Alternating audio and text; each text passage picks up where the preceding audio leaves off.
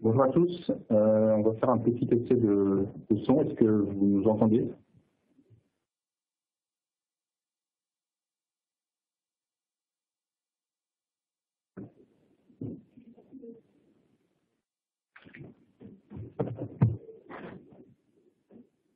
Ok, super, merci. Ok, donc bienvenue à tous pour ce premier épisode de la série des webinaires Microsoft Partner to Partner. Je me présente Raphaël Masquier, je suis partenaire marketing advisor pour les partenaires globaux et industrie. Et l'objectif, c'est de vous donner rendez-vous tous les 2 mois pour vous présenter des offres partenaires qui nous semblent pertinentes à la fois pour la stratégie Microsoft, mais aussi pour développer votre business et globalement votre activité. Donc, sur cette première session, nous allons avoir 3 partenaires qui sont Urbonomic, Informatica et Docker.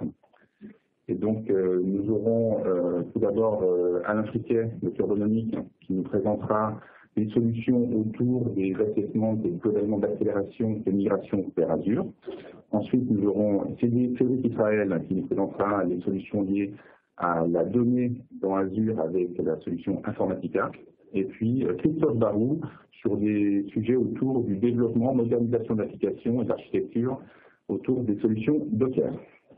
Alors, si vous avez des questions pendant la session, n'hésitez pas à utiliser le chat de l'outil de webinar pour les poser, on les synthétisera en fin de session.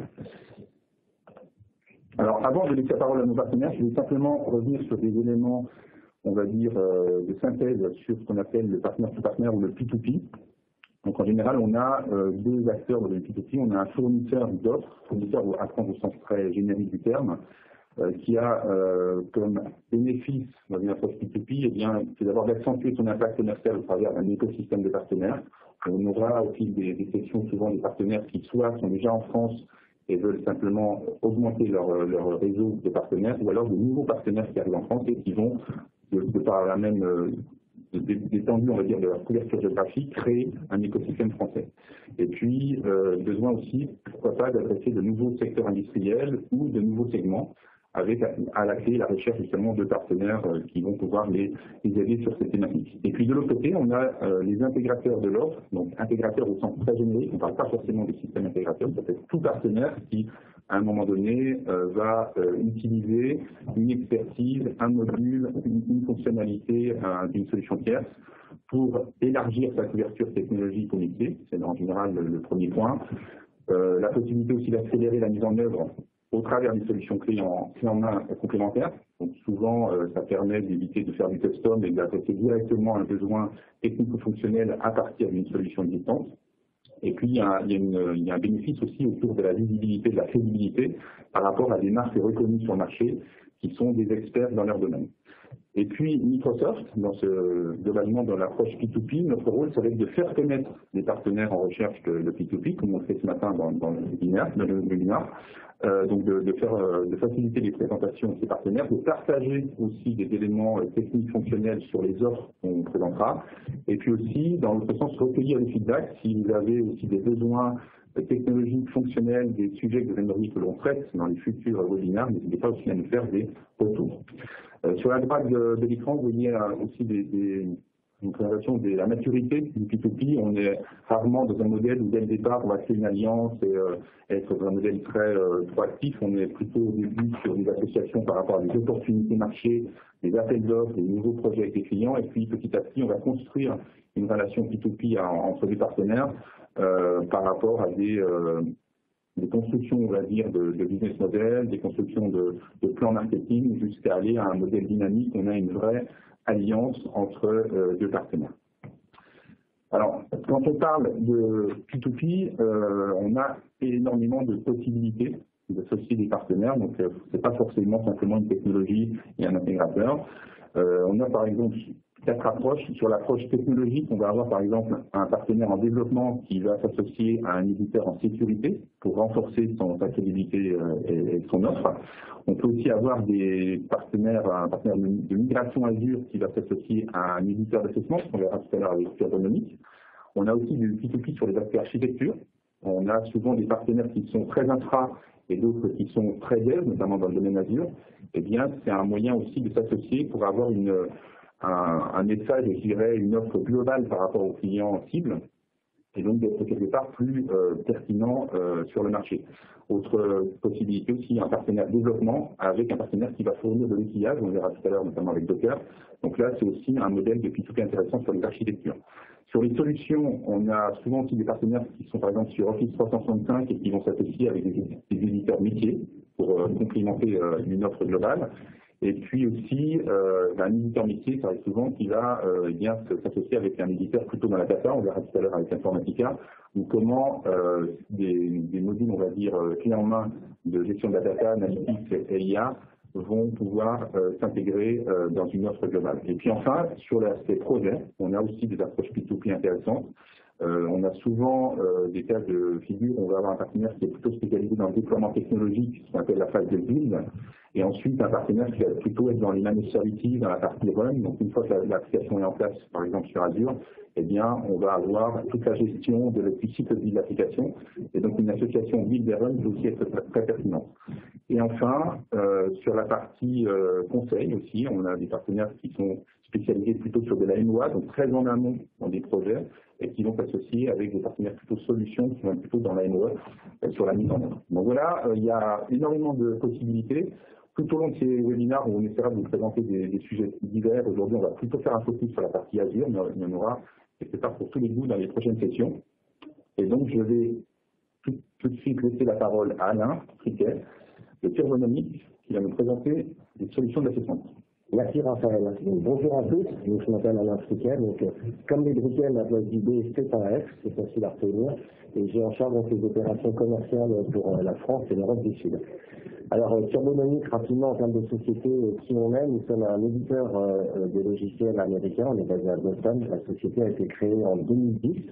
Nous, on a ouvert les bureaux en France il y a à peu près 1 an et demi. Il faudra croître pour développer la croissance de la compagnie au niveau global, puisqu'on compte à peu près maintenant 2000 clients à travers le monde, et puis une croissance assez forte et soutenue, puisqu'on a finalisé l'année dernière 100 millions de dollars de chiffre d'affaires. Il faut savoir qu'il y a 1% des éditeurs qui arrivent à cette taille-là sans acquisition externe en termes de taille de chiffre d'affaires. Donc on grossit, on a eu pas mal de reconnaissance sur le marché. Celle qui nous intéresse plus particulièrement en France, c'est le CRIC qu'on a reçu, le prix d'innovation 2017, comme vous pouvez le voir sur le logo. Et on travaille avec des grandes sociétés, alors des grandes, des petites, on met souvent en avant les gros logos, les grosses références, mais on est content de ce démarrage. Alors, pourquoi l'association Turbonomics et Microsoft? Donc, ça date d'à peu près une petite année maintenant. Effectivement, Microsoft est un de nos partenaires importants et on souhaite développer cette relation avec l'écosystème des partenaires de Microsoft, bien évidemment, dans le cadre d'un certain nombre de cas d'usage qui concernent tout ce qui est l'adoption ou l'accélération de la migration des infrastructures virtualisées de chez nos clients dans le monde du public cloud. Donc historiquement, sur Turbonomics, on est très présent dans le domaine on-premise, puisqu'effectivement en 2010, vous allez me dire, l'adoption du public cloud, c'était pas forcément à l'heure du jour. On voit ce virage s'opérer sur l'ensemble de nos gros clients. Et donc tout l'objectif, c'est de prendre le savoir-faire sur la partie on-premise et de voir comment on peut accélérer l'adoption du public cloud sur 3 types de grands piliers que vous voyez sur la droite et qui se traduisent sur 2 types de cas d'usage très concrets. Le premier cas d'usage qu'on va rencontrer, c'est ce qu'on va appeler traditionnellement l'assessment. J'ai un parc de virtualisé ou de technologies on-premise, puisque ça peut être n'importe quel type de technologie d'hyperviseur, ça peut être des technologies de conteneurs ou autres. On souhaite éventuellement migrer vers le public cloud pour des raisons évidentes chez les clients, d'agilité, de scalabilité, de réduction des coûts. Et donc cet assessment, c'est un des premiers cas d'usage traditionnels qu'on a chez nos clients. À travers ce cas d'usage, on va pas, l'assessment c'est un large mot, je ne vais pas dire un gros mot, mais derrière, on va être capable surtout de fournir à nos clients et nos partenaires qui nous accompagnent la capacité de formaliser c'est quoi le plan de migration. Qu'est-ce que ça veut dire une fois qu'on a compris une infrastructure chez un client, comment on va la migrer. Donc toute l'intelligence de Turbonomics va permettre justement de répondre à ce problème-là et ce deuxième cas d'usage qui est la migration en tant que telle. Et le troisième grand pilier, c'est les clients qui sont déjà matures, et Dieu sait qu'il y en a, et qui ont déjà plein de workloads chez Azure, et cela, c'est comment on va mieux rendre la facture visible pour le client par rapport à des business units, toutes les notions qu'on appelle FinOps, dans le jargon du cost optimisation des infrastructures publiques cloud. Et puis, bien évidemment, le gros dada de Turbonomics, c'est de garantir la performance au meilleur coût, et donc de regarder quels peuvent être les bénéfices de réduction des templates ou des choix de templates qu'il y a sur le public cloud pour optimiser tout ça. Donc, Turbonomics, c'est un algorithme. C'est des clients qui nous disent, il y a une dizaine de brevets derrière, et toute la puissance de la plateforme est basée en fait sur quelque chose de très simple. Nos fondateurs ont essayé de répliquer les principes de l'économie de marché basés sur l'offre et la demande aux ressources IT. Donc cet algorithme va collecter en temps réel des métriques sur les infrastructures on-premise ou public cloud. Et en temps réel, on va comprendre de quoi a besoin un workload, donc ça peut être une VM, ça peut être un container, donc on parle bien de notion de workload, pour garantir sa performance. Donc on va regarder de la CPU, de la RAM, du stockage, du réseau, tout ce qui est throughput, I/O et MCO. Et on va être capable de comprendre dans les assessments très rapidement quel est le bon template typiquement sur la région, la zone géographique du catalogue des services d'Azure qu'il faut choisir pour garantir sa performance, mais bien évidemment au meilleur. Donc ça, c'est ce grand cas d'usage et la valeur qu'on va être capable d'apporter chez nos clients.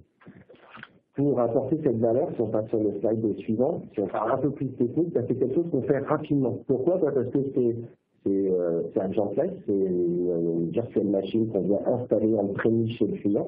On va juste utiliser les credentials d'un vCenter, parce qu'on va dire qu'il y a quand même 80% encore de la base installée qui est basée sur VMware, mais ça peut être de l'Hyper-V, ça pourrait être de l'OpenStack, ça pourrait être des plateformes Red Hat OpenShift ou des plateformes Docker.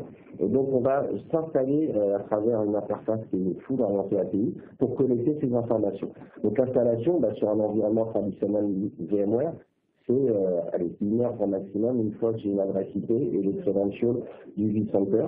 Et on va être capable très rapidement de modéliser ce que vous voyez à l'écran sur la gauche, qui est une représentation d'interface sur le menu, c'est ce qu'on appelle nous la supply chain. Donc on va comprendre en 1 heure l'infrastructure globale d'un client, avec le nombre de VM, le nombre de clusters, le nombre de storage associés, et on va voir toutes les interdépendances au niveau de cette infrastructure client. Basé sur le principe, une fois plus, de l'offre et la demande, puisque c'est le grand principe de cet algorithme.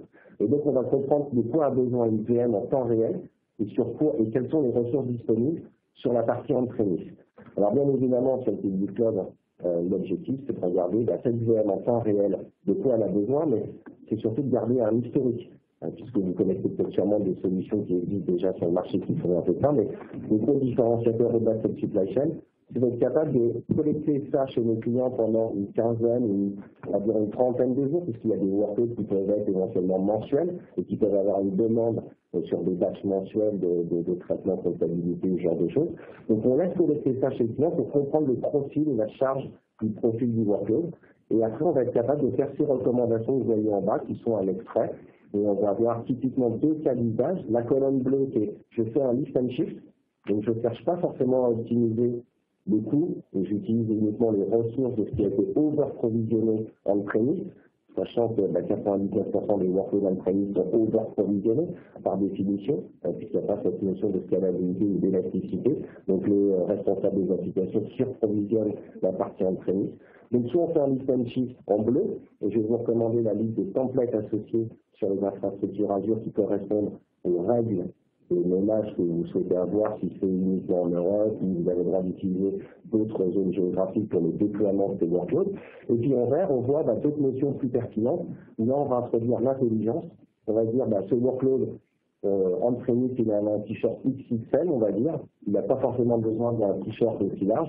Et on va prendre un XL qui correspondra largement à sa demande et ses besoins. Et donc, potentiellement, on va réduire ou optimiser le coût de la facture Microsoft.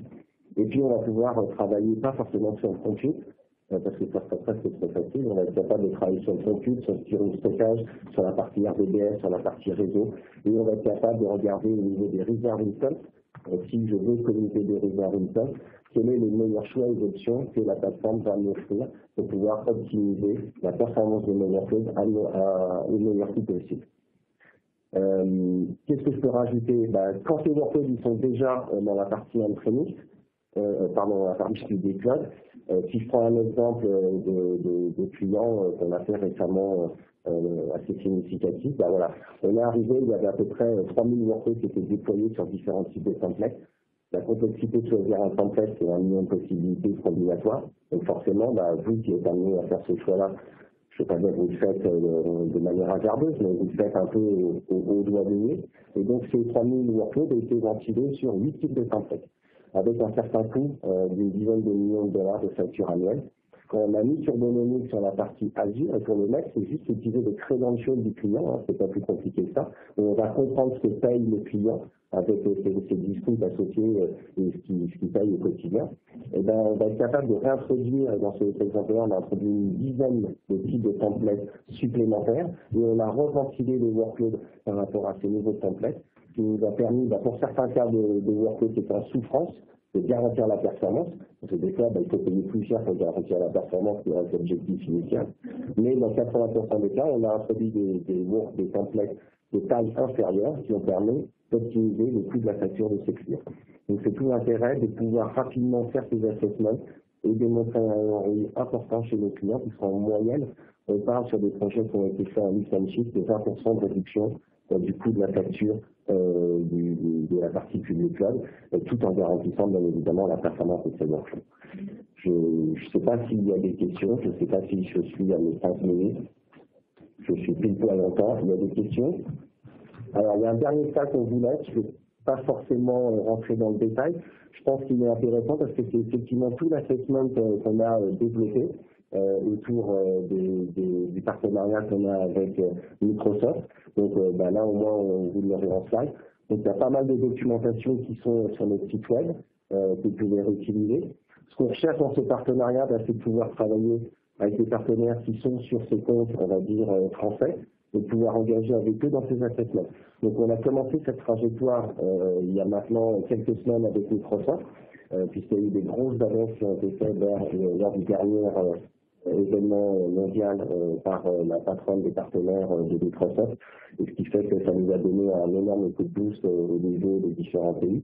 Et donc effectivement, depuis cet événement il y a quelques semaines, quelques mois, on est amené à travailler de plus en plus sur des cas concrets français d'engagement, d'assessment et d'optimisation du coût de la facture Microsoft. Donc voilà ce qu'on cherche à travers ce partenariat. C'est là où vous vous sentez à l'aise chez ces clients, là où vous sentez qu'il y a une demande de comprendre comment on pourra accélérer l'adoption et la migration de ces clients sur Azure. Et là, typiquement, ce sont des bonnes targets, il n'y a pas de grosses ou petites targets. Alors effectivement, en termes de modèle de licensing, on commercialise Turbonomic au nombre de workloads qui sont managés dans la plateforme. Et quand on dit manager, on va gérer tout le cycle de vie d'un workload. On va gérer la phase initiale de build, effectivement, où je dois positionner ce workload en termes de taille de template.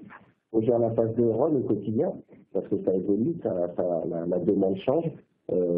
Azure introduit de nouveaux services, introduit de nouveaux templates, donc le coût d'optimisation et la performance associée de ces workflows, c'est évolué en temps réel, donc c'est pas un one shot sur Turbonomic.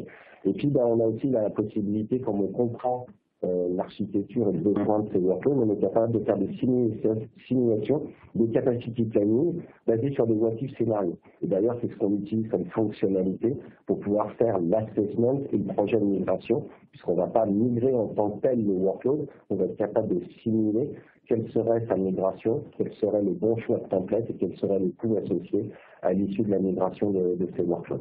Donc voilà ce qu'on cherche à travers ce partenariat. Alors j'ai une ou deux questions. Le nombre minimal de workload.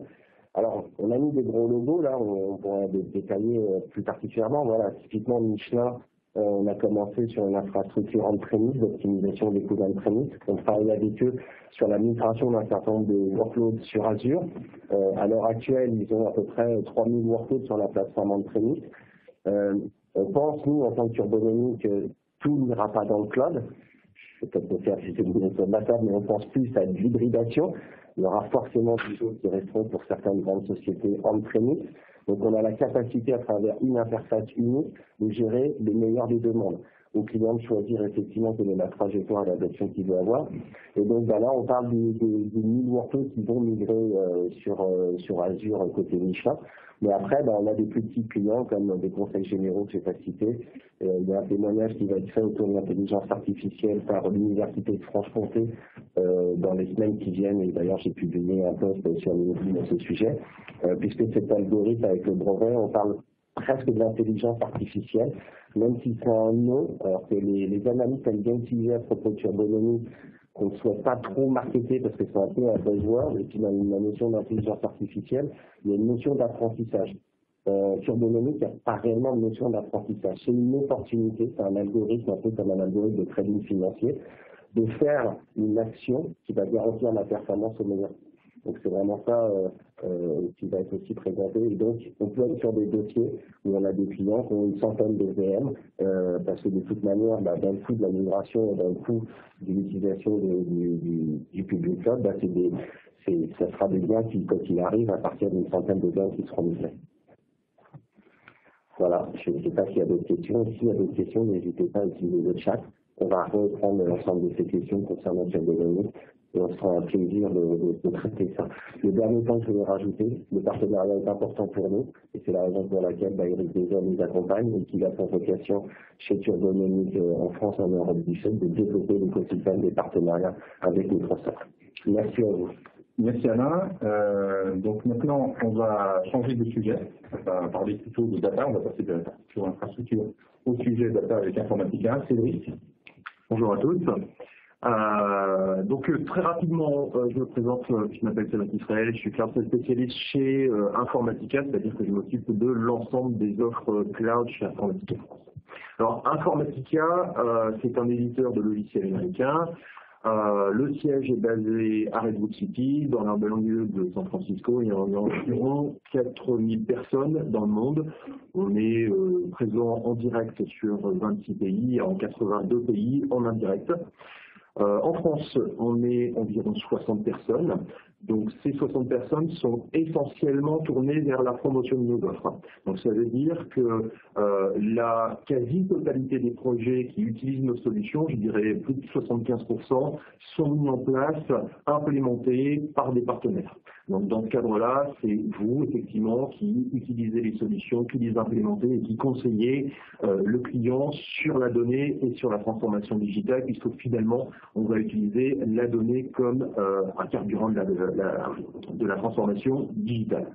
Alors effectivement, Informatica, c'est une société qui est relativement âgée, on a 25 ans, mais si je voulais résumer rapidement ce métier d'Informatica, je dirais que le métier d'Informatica, c'est la donnée. On a toujours souhaité travailler autour de la donnée et faire en sorte que la donnée soit un élément concurrentiel important pour l'ensemble de nos clients. Et c'est encore un peu plus vrai ces temps-ci où on considère réellement que cette donnée-là est vraiment l'essentiel pour permettre de créer de nouveaux modèles d'engagement avec les clients, avec vos fournisseurs, avec les différents employés, à créer de nouvelles offres, de créer de nouveaux services, et puis également à se transformer et à optimiser ces processus. Donc finalement, avec cette donnée, nous on est persuadés que c'est la fondation de la transformation digitale, et c'est pour ça en fait qu'on vient aider nos clients à travailler sur cette information-là. Parce que travailler sur la donnée, c'est aussi un challenge, de plus en plus, parce que cette donnée, elle est répartie partout. On parle de cloud public, de cloud privé. Évidemment, ce qui est conservé on-premise est toujours aussi important, on parle souvent d'hybride. On va avoir des données et des volumes de plus en plus importants, des besoins d'utilisation qui sont également très différents. Avant, je dirais que on va dire que l'information et la manipulation de la donnée était quelque chose qui était plutôt réservé à un public technique. Aujourd'hui, ça ne l'est plus du tout. Il faut servir l'ensemble des utilisateurs. Et puis, je dirais, il faut également avoir la possibilité de la gouverner. Donc, c'est tout ici et c'est le métier d'Informatica. Et je dirais qu'en termes de domaine d'expertise, on a identifié chez Informatica 3 ou 4 grands types d'actions autour de la donnée. Donc c'est le cloud et l'hybride, c'est l'engagement avec les clients et avec les fournisseurs en 360 degrés, c'est tout ce qui est analysis et next-gen analytics, et enfin, c'est tout ce qui est data governance. Donc voilà les 4 grands sujets auxquels on va avoir quelque chose à faire avec vous, avec vos clients, avec nos clients communs, quand on va travailler sur cet ensemble de sujets. Ce qui est important de signaler, c'est que Informatica est leader sur son marché, sur plusieurs marchés d'ailleurs, sur 5 cadrans magiques sur lesquels on participe, à savoir la data integration, la data quality, tout ce qui est metadata management, tout ce qui est MDM et tout ce qui est iPaaS. Donc c'est vrai que souvent, certains nous connaissent, je dirais, pour nos capacités à travailler sur le domaine de l'ETL, où on est effectivement très très connu. Informatica a beaucoup évolué et il faut voir bien au-delà de ça. Et ce qu'on voulait faire aujourd'hui, c'est avoir la possibilité de parler d'un petit peu plus, je dirais, viser un sujet qui s'appelle l'iPaaS. l'iPaaS, ça veut dire Integration Platform as a Service, et c'est, je dirais, ces dernières années, quelque chose qui a une croissance très importante parce que ça représente un besoin de data management dans un monde multi et hybride cloud. Et c'est donc pour ça que depuis quelques années, on a créé cette plateforme-là pour justement gérer toute cette problématique autour des données et autour de ces environnements. On va passer au slide suivant, simplement pour vous présenter cette plateforme. L'essentiel de ce que doit être une plateforme d'intégration as a service, c'est de vous permettre de gérer les besoins de data integration. Alors, data integration, on va parler par exemple de data warehouse offloading. Lorsque vous avez décidé que pour des raisons d'élasticité, des raisons de scalabilité, vous avez besoin d'adopter du cloud public, de passer par exemple sur SQL Data Warehouse, et bien en fait, cette plateforme et ces capacités de data integration vont vous permettre assez simplement d'accéder à l'ensemble de votre capital existant on-premise, voire peut-être sur d'autres clouds applicatifs en SaaS, et de pouvoir prendre l'ensemble de cette information-là et de la mettre à disposition de ces plateformes analytiques. On va avoir dans la data integration également la possibilité, évidemment, d'intégrer des applications, mais c'est pour ça, et c'est la case de droite, qu'on a également besoin de Cloud Application Integration. Alors, quelle est la différence entre data integration et application integration? C'est souvent, en fait, l'élément tutoriel. Quand vous avez besoin de mettre en place une communication entre deux ou plusieurs applications, vous avez besoin que ce se fasse en temps réel. Dans la data integration, on déplace la donnée d'un point à un autre. Dans le Cloud Application Integration, on a simplement besoin d'afficher cette information, de la publier à ce service, parce qu'une fois qu'elle a été publiée, eh bien, il faut tout de suite la consommer parce que si vous la laissez sur place, si vous la déplacez, elle aura déjà passé la date limite de consommation. Ce qui est très important également dans ce monde-là, c'est tout ce qui est autour des API. Aujourd'hui, si vous voulez transformer votre modèle d'engagement vis-à-vis de vos clients, vous voulez créer des applications mobiles, vous voulez créer des possibilités de communiquer plus facilement avec vos clients, vos fournisseurs, voire même vos employés, il va falloir en fait vous exposer, et la meilleure façon de s'exposer, c'est effectivement d'utiliser des API. Donc la plateforme Informatica Cloud est tout à fait capable de publier cette information sous forme d'API, API REST, on sait également publier sous forme de web service SOAP, et tout ceci, même si vos composants on-premise ne sont absolument pas capables, parce qu'ils n'ont pas été conçus pour ça, de s'exposer sur le cloud de cette façon-là.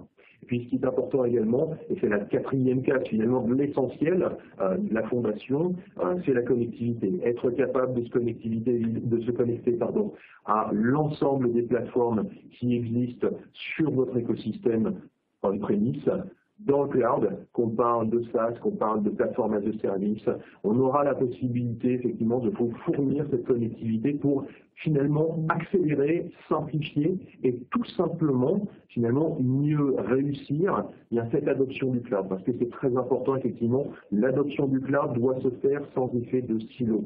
À partir du moment où vous êtes en silo, vous allez avoir des employés, des utilisateurs de vos solutions qui vont être peu satisfaits parce que l'information dont ils vont avoir besoin ne sera pas disponible, tout simplement parce que les solutions ne sont pas connectées.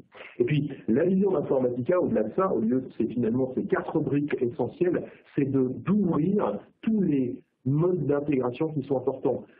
Quand on parle de cloud B2B, on a aujourd'hui beaucoup d'engagements qui sont avec des partenaires économiques en EDI, en Edifact, en X12. On a besoin de pouvoir faire du fast onboarding sur le cloud.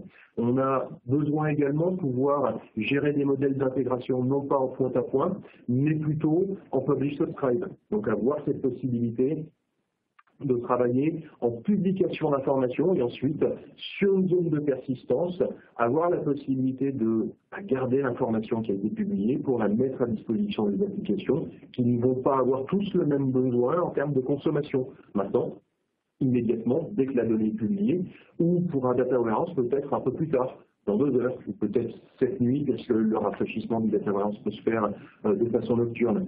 C'est tous ces types d'échanges qu'on va pousser, ainsi que la qualité et surtout la sécurité. Aujourd'hui, c'est des besoins essentiels. Lorsqu'on adopte une plateforme cloud, il faut être aussi capable de pouvoir sécuriser cette donnée et de pouvoir appliquer des modèles de masking, des modèles de sécurisation et également, je dirais, de tracing et de capacité à gouverner la donnée. Qui accède à cette information-là? Quelle est l'information qui a été réellement consommée? Par qui? Comment? Et ainsi de suite, pour pouvoir finalement être réellement compliant, notamment vis-à-vis des nouvelles régulations. On va passer au slide suivant. Pour vous expliquer rapidement comment fonctionne cette offre. Cette offre est une offre as a service, c'est-à-dire qu'elle fonctionne uniquement pour vous en administration, en développement, en monitoring à travers un navigateur web. Et surtout, ce qu'on a voulu, c'est d'en faire une plateforme abordable pour l'ensemble des types d'utilisateurs. Évidemment, c'est une plateforme qui va répondre à des besoins d'architectes, des besoins de développeurs. Mais aujourd'hui, l'intégration doit être démocratisée. Vous avez de plus en plus d'utilisateurs de solutions CRM, de solutions de ressources management, qui sont administrateurs de solutions, qui sont finalement dans les équipes métiers, qui ont besoin d'intégrer des données, qui ont besoin de récupérer de l'information, et qui ont besoin finalement de faire des choses simples, rapides, efficaces, pour simplement motoriser leur nouveau processus, leurs nouvelles idées, parce qu'on a envie d'avoir de nouvelles idées, il faut éviter d'être bloqué par cet accès à l'information-là. Donc la plateforme, elle est à 2 services. Après, en termes d'accès à la donnée, on a la possibilité de vous permettre de déployer des modèles hybrides où on a un moteur d'extraction finalement ou d'utilisation de données qui va pouvoir être installé chez vous, qui va pouvoir être installé sur du cloud privé, qui va pouvoir être installé sur du cloud public, ou finalement utiliser l'ensemble de cet écosystème-là pour créer en fait une couche d'intégration riche et facile à utiliser. Dans le slide suivant, je vais faire un zoom sur finalement le partenariat qui existe entre Microsoft et Informatica. En fait, ce qu'on a créé ensemble, c'est un accélérateur qui s'appelle le Data Accelerator for Microsoft Azure, pour permettre à l'ensemble de nos partenaires, l'ensemble de nos clients de plus facilement passer sur ces notions de data warehouse development. C'est une préoccupation qui existe chez beaucoup de clients qu'on rencontre, chez beaucoup de partenaires également. On veut accompagner ce mouvement vers Azure et ça semble toujours très compliqué parce qu'il faut d'abord recenser ce qui existe et comment y accéder. Ensuite, il faut automatiser cette récupération d'informations. Il faut que ce soit rapide. Aujourd'hui, on déploie un SQL Data Warehouse en quelques minutes. Si le temps que vous mettez pour déplacer l'ensemble de vos données, je ne parle pas en termes de temps de déplacement, mais à concevoir ce projet prend 3 mois, c'est pas quelque chose qui est acceptable. Aujourd'hui, on a besoin d'aller beaucoup plus vite et ces initiatives doivent être facilitées. Donc l'objectif de ce Data Accelerator, c'est d'avoir la possibilité d'intégrer la plateforme Informatica Cloud, donc l'iPad d'Informatica, directement et nativement depuis Azure, en single sign-on, pas besoin finalement de créer quelque chose de nouveau, de vous aider à déployer la plateforme automatiquement directement sur MVM Azure, éventuellement on-premise si vous avez à chercher des données qui sont par exemple sur un Teradata ou un Netezza que vous voulez décommissionner pour le remplacer par un SQL Data Warehouse, et ça va générer automatiquement, découvrir automatiquement l'ensemble des données qui doivent être migrées, poussées, synchronisées, et ensuite de vous générer cette approche automatique à travers des assistants. Donc c'est réellement un accélérateur et c'est, je dirais, le début finalement de l'utilisation de l'intégration de services à travers la plateforme Azure. Donc c'est réellement ce genre d'initiative qu'on a voulu pousser. On va passer au dernier slide, et c'est plutôt je dirais, un call to action. Ce qu'on vous propose, c'est très rapidement, soit à travers la plateforme Azure, soit directement à travers la plateforme Informatica, de tester cette plateforme. Vous pouvez la tester, on ne va rien vous demander, simplement en fait de vous identifier, de créer un login, juste à déposer votre email. On ne va pas vous demander le numéro de carte de carte de paiement, et vous pouvez avoir la possibilité de tester cette plateforme très rapidement. En moins de 15 minutes, vous êtes prêt à vous connecter à votre monde cloud, à vos applications SaaS, à vos initiatives Azure, ainsi qu'à l'ensemble de vos plateformes qui sont on-premise. Donc si vous avez un projet de synchroniser un SAP avec un élément Azure, eh bien c'est cette plateforme-là qui va vous permettre, as a service, mais de façon sécurisée, d'accéder à vos données et d'en faire quelque chose d'intéressant. Merci Cédric. Des questions? Non. Il y a une question sur la partie segment client de l'adresse. Oui, alors, merci de la question. On accède finalement à des clients très différents. On a la possibilité, et Informatica est connu, de travailler effectivement avec des grands comptes, mais récemment, on a signé avec des clients dont le revenu était inférieur à 5 millions d'euros. Donc ça veut dire que cette plateforme-là, elle est aussi adaptée à un marché SMB, et d'ailleurs on a des modèles de pricing qui sont adaptés à ce segment-là pour permettre finalement à plus de monde d'accéder à ces capacités. D'accord. Merci Cédric. Eh bien, on va maintenant passer dans le domaine plutôt de l'architecture développement autour de la modernisation applicative avec la notion de containerisation. Je laisse la parole à Christophe de Docker. Merci Raphaël. Bonjour à toutes et à tous. Donc, je suis Christophe Barou, je suis directeur commercial Europe du Sud de Docker, chez qui je travaille depuis bientôt 2 ans et demi. Et auparavant, j'ai travaillé dans le cloud public et notamment chez Microsoft, parce que j'avais lancé Azure dans la filiale. Voilà, je suis ravi d'être avec vous. Donc, je vais vous parler un petit peu de Docker pour démarrer. Donc, Docker est associé au monde des containers, bien sûr. La société vient de quitter ses 5 ans. Ce qu'il faut retenir, c'est qu'aujourd'hui, en fait, Docker reste le leader de cette initiative container. Nous sommes le premier contributeur, évidemment, au projet open source qui s'appelle Moby et qui consiste notamment à continuer le développement du moteur en fait d'exécution des containers. Docker aujourd'hui, c'est plus de 500 employés dans le monde. C'est à peu près 550-600 clients entreprises pour notre solution entreprise justement. Ce qu'il faut retenir également, c'est que la société a une grande partie de son histoire qui s'est passée en France avec des Français, ce qui fait qu'au bout du compte, le bureau français est le 2e bureau après les États-Unis. Et vous allez retrouver en France de la R&D, du support, de la vente bien sûr, et puis de l'avant-vente. Et donc des professional services également, qui va nous permettre d'accompagner nos clients et nos partenaires. Voilà. Et j'ajouterais qu'il y a la personne avec qui je travaillais chez Azure qui vous a rejoint, qui est notre responsable technique, Stéphane Boilez, et qui connaît très très bien Azure et qui travaille bien évidemment sur les projets avec notre partenaire Microsoft. Voilà. Au niveau de l'offre, ce que je voudrais que vous reteniez aujourd'hui, il y a vraiment 3 grands piliers. Le premier pilier, c'est le choix.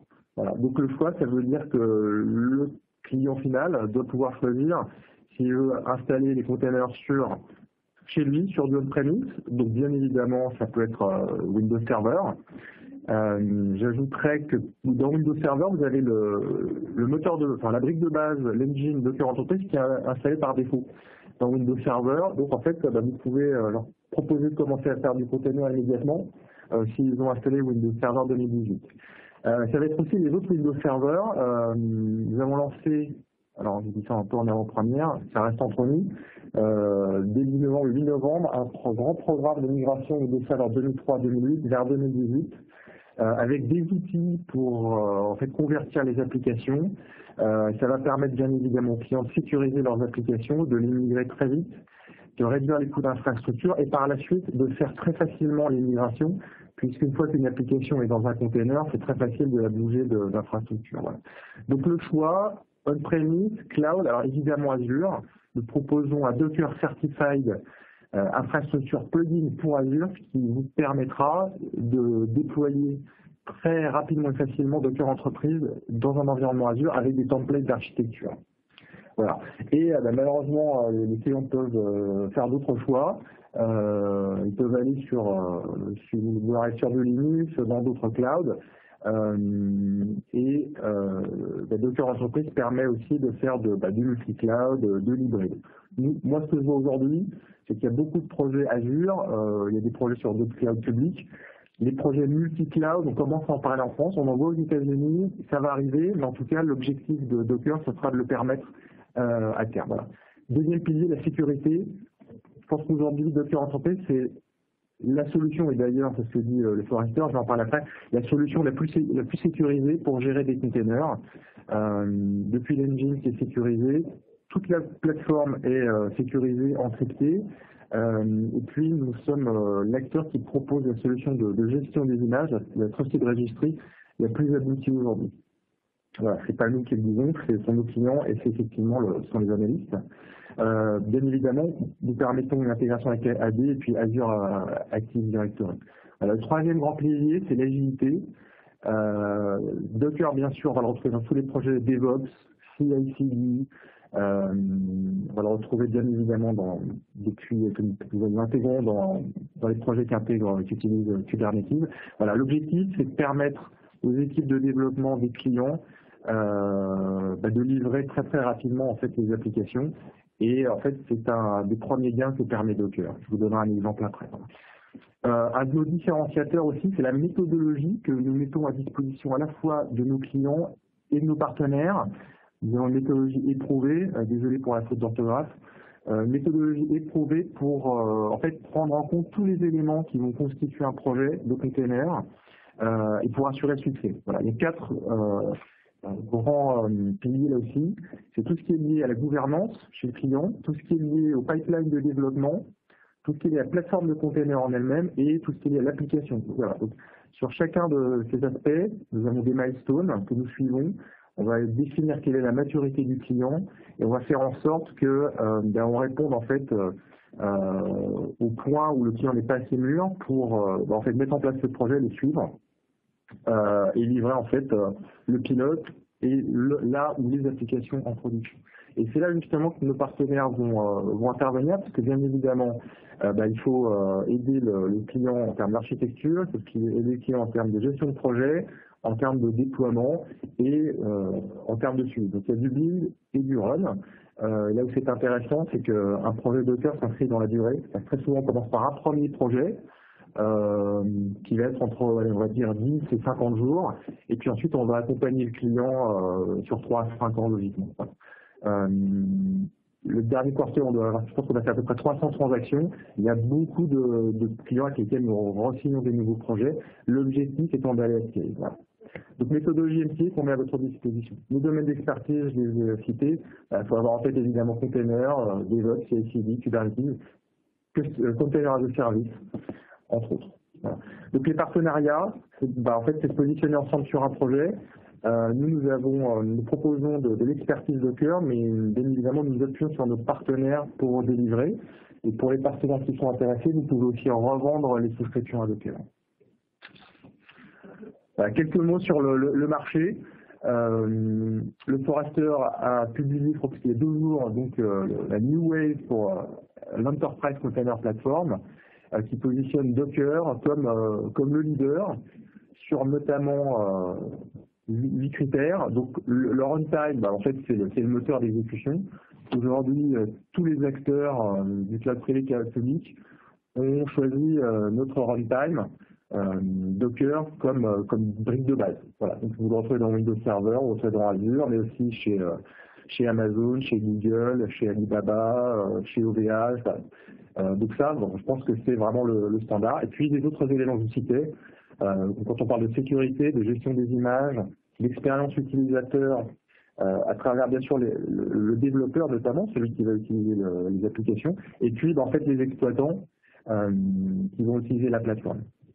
Voilà. Et puis ensuite, il y a bien sûr toute une intégration à faire.